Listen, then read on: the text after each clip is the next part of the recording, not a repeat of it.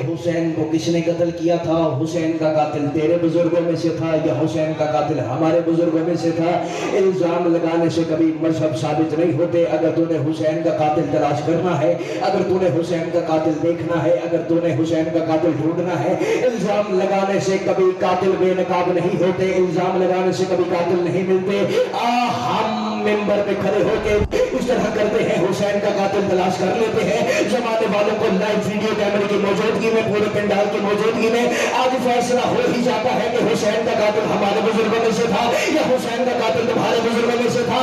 इल्जाम लगाने से कभी कातिल बेनकाब नहीं होते। आज फैसला कर लेते हैं, इस तरह करते हैं। मैं तेरे मजहब की किताबें ले आता हूँ मिंबर पे, तुम मेरे मजहब की किताबें मिंबर पे ले आ। एक तरफ मैं खड़ा होता हूँ, एक तरफ तू खड़ा हो, पूरे पंडाल की लाइव वीडियो कैमरे की मौजूदगी में आज फैसला कर लेते हैं हुसैन का कातिल हमारे बुजुर्गों में से था या हुसैन का कातिल तुम्हारे बुजुर्गों में से था।